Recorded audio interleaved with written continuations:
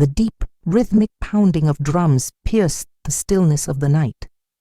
One by one, villagers emerged from their huts, drawn by the sound that seemed to rise from the earth itself. Shadows flickered against the firelit square, where the elder stood, his eyes scanning the growing crowd. The air carried a heavy silence between each beat, and the people gathered close, uneasy but obedient to the ancient call.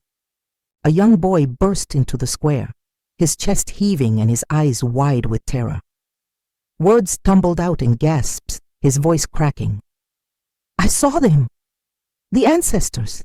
They walked near the baobab trees!" He pointed towards the dark forest beyond the village. His trembling hands clenched at his sides as the crowd erupted into fearful murmurs. Faces turned toward the elder, seeking guidance. But the elder remained still, his gaze fixed on the boy. A sudden shiver ran through the ground, faint but unmistakable. The whispers of the crowd ceased as all eyes widened in dread. A strange, low sound floated on the wind, carrying with it an eerie melody that seemed both distant and unbearably close. The villagers clutched at each other, their fear growing with every passing moment. Someone whispered, "It is their warning," and others nodded in solemn agreement. A sharp voice cut through the murmurs. "This is fear speaking, not truth," said the herbalist, her calm tone challenging the panic.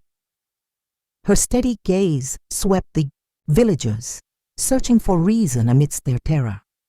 She questioned the boy directly, pressing him for details, but he could only stammer about glowing eyes and shadowy figures. Her words brought no comfort, and the villagers turned their anxious whispers to her, accusing her of disrespecting the spirits. The elder raised a hand, his voice heavy with authority. "Silence!" The crowd fell still, the weight of his presence commanding obedience. He began to speak of the ancestors' wrath, his words slow and deliberate. "They have been disturbed. Justice must be done, or they will not rest." His gaze moved over the villagers, lingering on those who avoided his eyes. "This is not the first warning." The elder's voice rose, carrying over the crowd like the drum beats that had summoned them. "By the next full moon the truth must be revealed. The guilty must be named and their debt must be paid, or ruin will fall upon us all." A stunned silence followed his proclamation, the weight of the deadline settling over the villagers like a heavy shroud. They exchanged uneasy glances, each wondering who among them might be hiding secrets. The herbalist's gaze remained fixed on the elder, her mind churning with doubt. Tradition weighed heavily in this village, but she could not ignore the questions rising within her. Was this truly the ancestors' wrath, or something more human at play? She studied the villagers, searching their faces for clues, but found only fear. The elder's expression, though firm, revealed a flicker of uncertainty, as though he too wrestled with the weight of his own words. The crowd dispersed slowly, their murmurs fading into the night as the drums fell silent. Whispers of suspicion and fear trailed through the square, carried on the wind like the spirit's unseen presence. The herbalist lingered, watching as the last villager disappeared into the shadows. The jungle seemed to breathe around her, its silence heavier than the drums had been. She turned and walked away, her thoughts clouded with questions as the night grew darker and the ancestors' whispers lingered. The villagers speak of the time she arrived, her bundle of herbs unfamiliar, her hands swift and steady as she saved the chief's son from a deadly fever. They recall how she stayed when she could have left, her knowledge of the land's secrets slowly weaving her into the fabric of their lives. Yet whispers linger, soft but sharp, about her being an outsider, her roots somewhere beyond the horizon. Her mind is a battlefield, caught between what she knows and what they believe. She does not fear the spirits, though she respects the strength of belief they inspire. She watches the villagers prepare their daily offerings, every act heavy with tradition. She questions the weight of rituals meant to soothe what logic cannot touch, her silence louder than words. Eyes follow her when they think she cannot see. Some nod in gratitude for her healing. Others murmur about her questions, her reluctance to bow before the spirits. She works wonders, one mutters. But does she truly belong? The words reach her, carried by the wind, and though her steps falter, she does not look back. The warrior walks alone, his eyes sharp, his shoulders burdened with something unseen.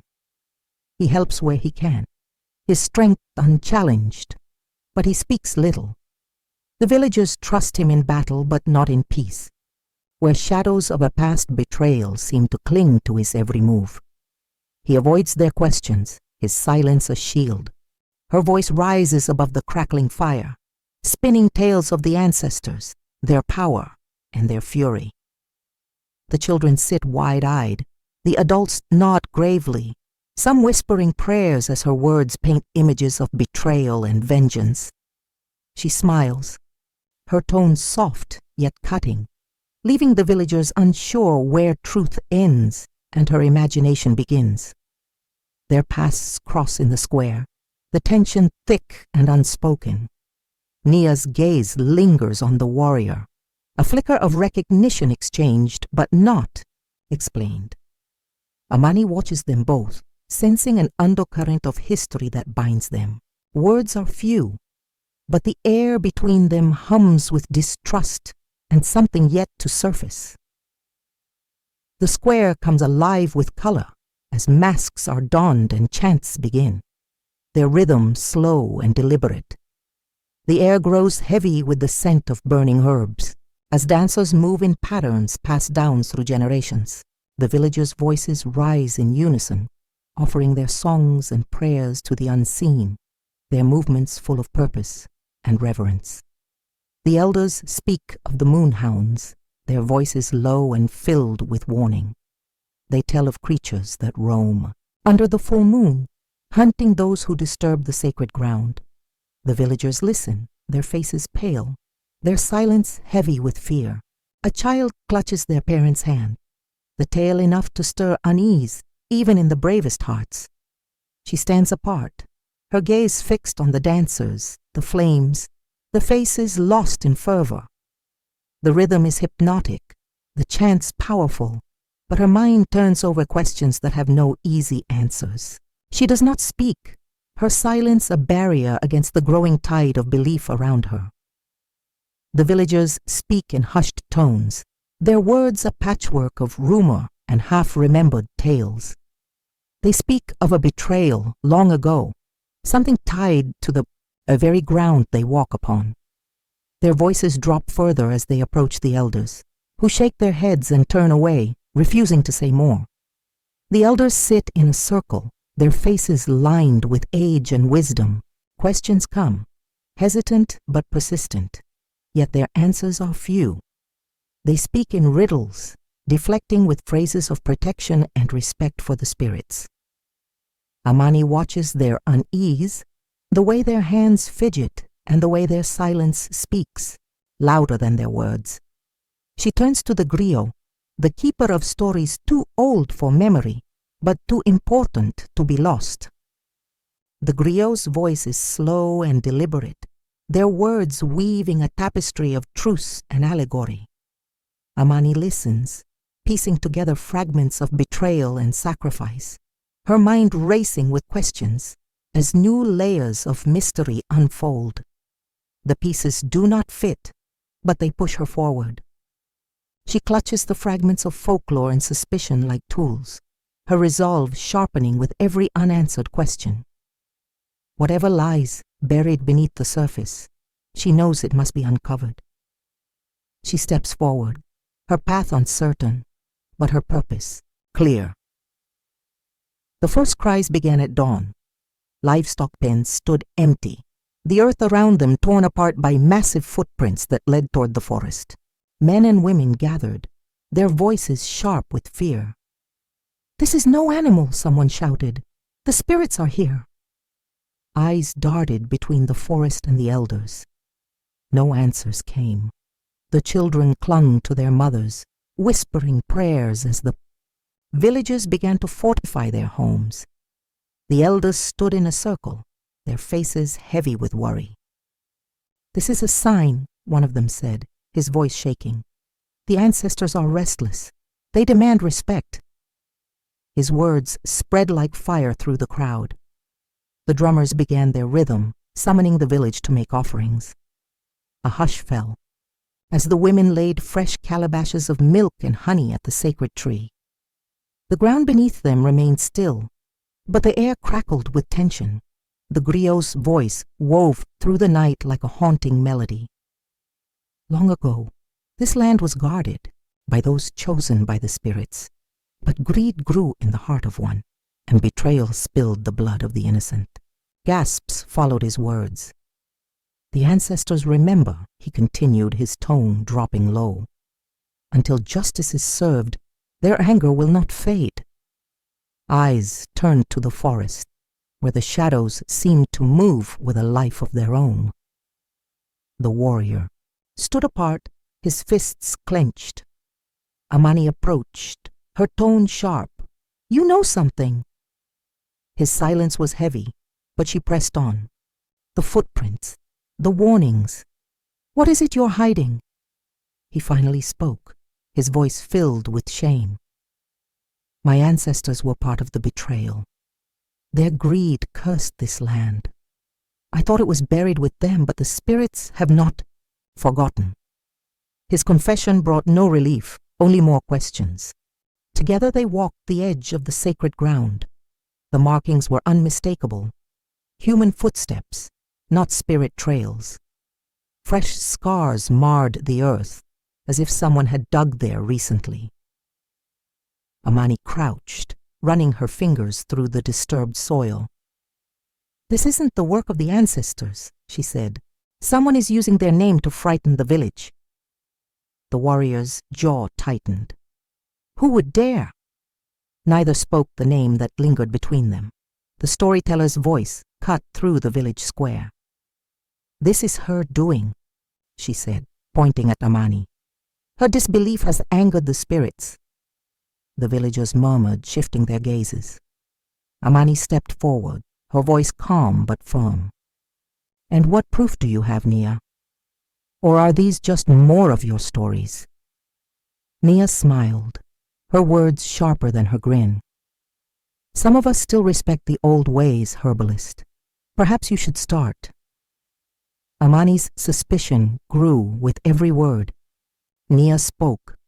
She watched how the villagers hung on the storyteller's every tale, how her influence swayed them like the wind through grass. "You're hiding something," Amani said later, her tone low. Nia's expression didn't falter. "I'm protecting the village," she said. "Not everyone understands the cost of keeping the spirits at peace." Amani turned away, her resolve hardening. The boy sat in the dirt, his stick moving quickly as he sketched. When Amani crouched beside him, he looked up, his wide eyes meeting hers. He pointed at the shapes he had drawn, circles, lines, a jagged shape that glowed faintly in the dying sunlight. "What is this?" she asked. The boy simply pointed toward the forest and whispered, "The spirits showed me." The village was no longer one. Some stood behind Nia, their faith in the spirits unshaken. Others whispered doubts, siding with Amani's logic. Accusations flew, families argued, and the tension simmered like water ready to boil. Amani and Kofi moved quietly, gathering those willing to help uncover the truth.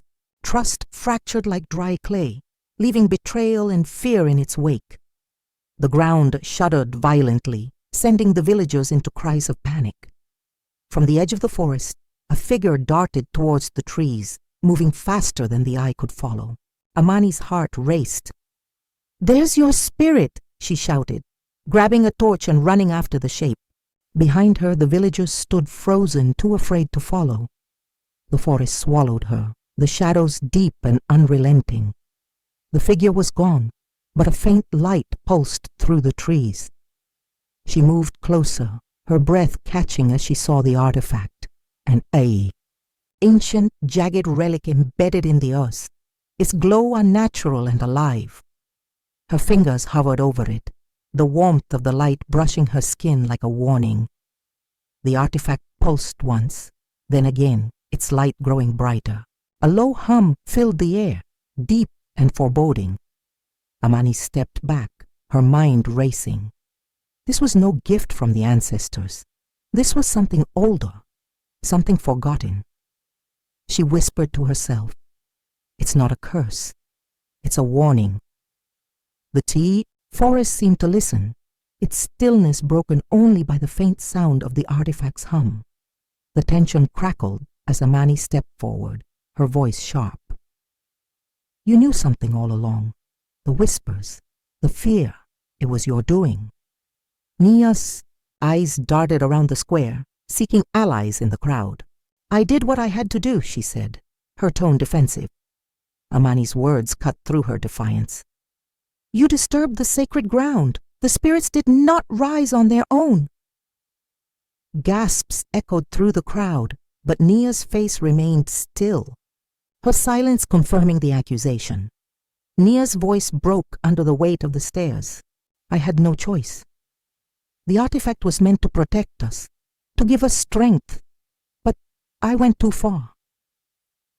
She hesitated, her hands trembling. "I disturbed what was meant to stay buried. The spirits aren't angry without reason. They are punishing us for my mistake." Her words hung in the air, the weight of her confession leaving the villagers frozen in a mix of shock and rage. The ground trembled violently, cutting off further words. A deep rumble seemed to rise from beneath the earth, and the winds howled through the village, carrying debris and cries of fear. The sky darkened unnaturally, and the villagers scrambled for cover. "They're here!" someone shouted, their voice swallowed by the storm's roar.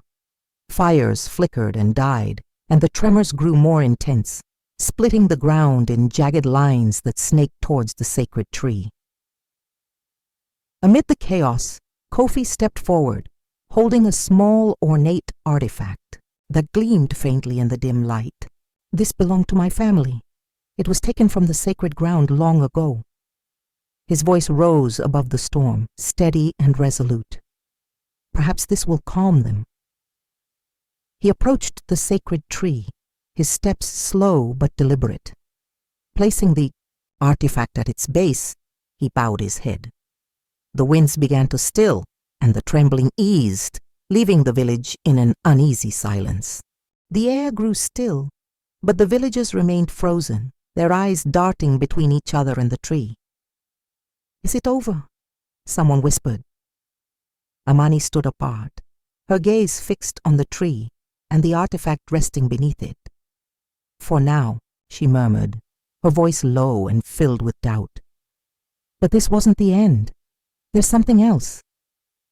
The villagers exchanged nervous glances, their relief tainted by the fear that still lingered in the air.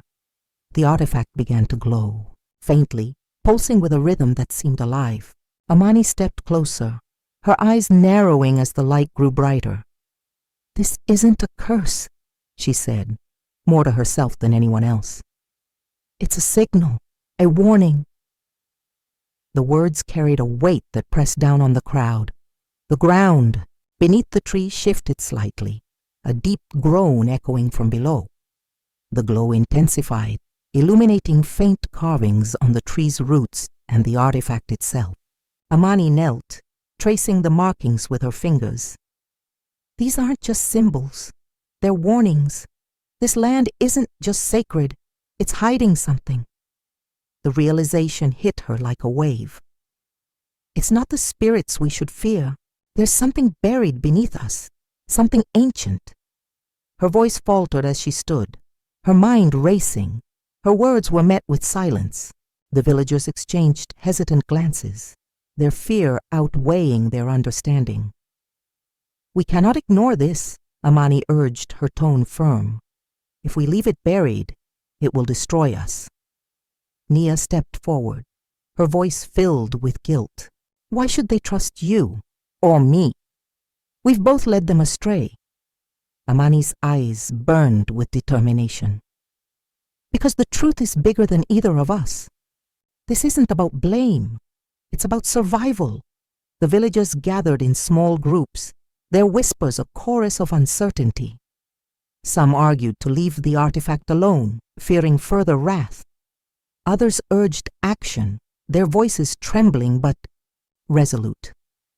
Amani stood at the center, her presence commanding attention. We have little time, she said. Whatever is beneath us is stirring, and we must face it together. Divided, we will fall. Her words hung in the air, heavy with the weight of choice. As dawn broke, the villagers gathered tools and supplies, their faces a mix of fear and determination. Amani stood at the front, her gaze fixed on the sacred ground. This is not the end of the story, she said quietly. It's the beginning of something far greater. The villagers nodded, their steps uncertain, but united as they followed her lead, moving toward the unknown with hesitant hope. The earth beneath them seemed to hum faintly, as if waiting. The villagers moved cautiously, gathering fallen branches and stones to repair what the storm had destroyed. Voices murmured softly, hesitant to rise above the uneasy silence that blanketed the village. The scars on the earth remained visible, reminders of what had happened. Hands worked together, but trust lingered just out of reach. The glances they exchanged carried unspoken fears. Their shared labor a fragile attempt to rebuild more than just their homes. Near the sacred tree, a woman wept quietly, her arm wrapped in cloth stained with blood. Amani knelt beside her, her movements deliberate and calm as she applied crushed leaves to the wound. This will ease the pain, she said, her voice low but firm. The woman nodded, her tears slowing. Others gathered nearby, watching as Amani's steady hands brought not just healing, but a fragile sense of unity. For a moment, the division in the village seemed to fade. Kofi stood at the center of the square, his voice hesitant but steady. We must stay together, he said, looking at each face in turn. The storm has passed, but we have much to rebuild. His words were met with murmurs of agreement. Someone called out, "You stood for us when no one else could." The warrior shifted uncomfortably, his gaze dropping. I only did what was right, he replied. Yet the villagers continued to look to him, their respect for his courage clear. Nia stood at the edge of the village, her belongings bundled at her feet. The villagers watched in silence as she turned to face them one last time. You think the spirits are calm, she said, her voice cutting through the stillness, but their anger is not finished. You'll see. Her words sent a chill through the crowd, though no one dared respond. She picked up her bundle and walked into the shadows, her warning lingering like a ghost. The hut was quiet, the only sound the faint crackle of a dying fire. Amani sat alone, her hands resting on her lap. Her thoughts swirled, heavy with questions. The spirits, the artifact, the truths she had uncovered, it all weighed on her. She had always trusted logic, but the past days had shaken her certainty. Maybe there's more to this than I understand, she whispered to herself, her voice barely audible over the crackling embers. Her gaze shifted to the corner of the hut, where the griot's carvings rested on a simple wooden plank. They told stories of betrayal, of power lost and found. Amani traced the patterns with her fingers, her resolve hardening. The answers are here, she said softly. I will find them no matter what it takes. She stood, the weight of her promise grounding her as she prepared for the unknown. The first light of dawn painted the village in soft golds and pinks. The villagers stood together, their faces tired but filled with quiet determination. Children played near the repaired pens, their laughter cutting through the stillness like a promise of better days. Amani stood among them, her presence calm but steady. Someone approached her, their voice quiet but full of gratitude. "You've given us hope," they said. Amani looked toward the horizon, the sacred ground in the distance. "This is just the beginning," she replied, her words carrying the weight of her journey and the promise of what was to come. The stillness of the morning pressed down like a weight. Amani sat near the sacred tree, her gaze tracing the carvings along its ancient bark. Each symbol carried a story of the ancestors' wrath and mercy, woven together over generations. Her thoughts turned to the villagers, their lives tethered to these stories, their fears steeped in tradition. She whispered softly, "When do we question? When do we listen?" The carvings seemed to offer no answer, their silent wisdom beyond her reach. The echoes of fear still lingered, like faint embers waiting to ignite. A group of villagers passed by the tree, their voices hushed. "We nearly destroyed ourselves," one muttered. Another shook their head, replying, "Fear made us blind." Amani watched them, noting the hesitance in their steps. The storm had passed, but its scars remained. Suspicion had crept into their hearts, tearing at bonds once thought unbreakable. Her mind drifted to the moments of bravery she had witnessed. The warrior standing firm as the earth trembled. The storyteller's confession, bitter but necessary. The quiet strength of the villagers who dared to question, even when fear sought to silence them. Each choice had been a spark, pushing the village toward unity. "Truth binds us," Amani murmured. "It always will." The first rays of sunlight spilled over the horizon, bathing the village in golden light. Amani stood beneath the sacred tree, her hands brushing its rough bark. The land around her felt quieter, as if the spirits themselves had paused to listen. "I understand now," she said, her voice barely audible. "Your story will guide us, but it will not trap us. We will honor you by moving forward." Her gaze turned to the villagers gathering in the square, their movements tentative but purposeful. She closed her eyes and whispered, "Your story will not be forgotten." The words carried a promise, not just to the ancestors but to herself. The past had left its mark, but the future remained unwritten. It was theirs to shape. As the sun rose higher, the square came alive with the sound of voices and laughter. Children chased each other, their joy untainted by the fears of the night before. The adults worked together, their movements steady and deliberate. Amani watched from the tree, her heart swelling with quiet pride. Unity had returned, fragile but real. The truth, painful as it had been, had brought them back to each other. This is where healing begins, she thought, with truth and with each other.